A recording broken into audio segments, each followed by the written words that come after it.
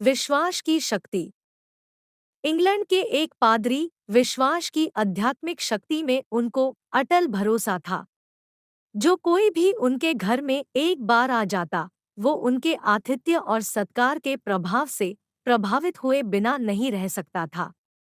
उनके मन में लोगों के लिए अथाह प्रेम भाव था, इसलिए लोग उनका बहुत सम्मान भी करते थे। एक दिन जेल से भागा हुआ चोर रात में शरण लेने के लिए इधर-उधर घूम रहा था। उसने देखा कि पादरी के घर का दरवाजा खुला हुआ है, इसलिए वो पादरी के घर में प्रवेश कर गया। पादरी ने उसे देखते ही उसका अभिवादन किया और उससे कहा, तुम्हारा मेरे इस घर में स्वागत है मेरे भाई। लेकिन तुम ये बताओ तुम कौन हो और यहाँ क्या करने आए हो? इस पर चोर ने सफेद झूठ बोलते हुए कहा, फादर मैं एक मुसाफिर हूँ और रास्ता भटक गया हूँ।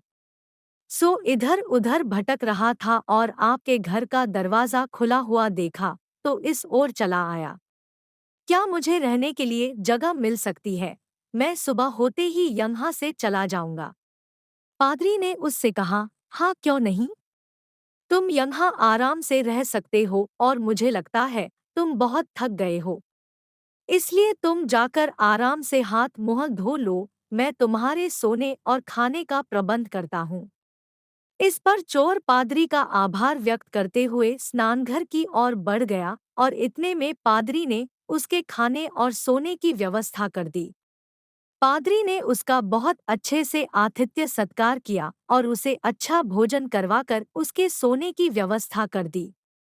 रात को सभी के सो जाने के बाद चोर के मन में चोरी की इच्छा जागृत हुई और उसने पादरी के घर से सोने के 2 दीपदान चुराकर वहां से निकल भागा। रात में पुलिस उसकी तलाश में ही थी। सो वो पुलिस के हत्थे चढ़ गया, तो पूछताछ में उसने बता दिया कि मैंने ये पादरी के घर से चुराए हैं। इस पर उसे पादरी के सामने लाया गया, तो पादरी ने पुलिस वालों से कहा, आप कृपया इन्हें छोड़ दीजिए। ये मेरे घर में मेहमान के तौर पर आए थे और मैंने ये दीपदान इन्हें उपहार के तौर पर दिए हैं। इतने में चोर के ज्ञानचक्षु खुल गए और उसे अपनी भूल का एहसास होने लगा। पादरी की उदारता देखते हुए चोर के मन में पश्चाताप होने लगा और उसने माफी मांगकर कभी फिर से चोरी नहीं करने का वचन दिया। उम्मीद है आपको कहानी पसंद आई होगी। अगर कहानी पसंद आई तो लाइक और शेयर करें और ऐसी इंटरेस्टिंग कहानियाँ सुनने के लिए चैनल को सब्सक्राइब करें।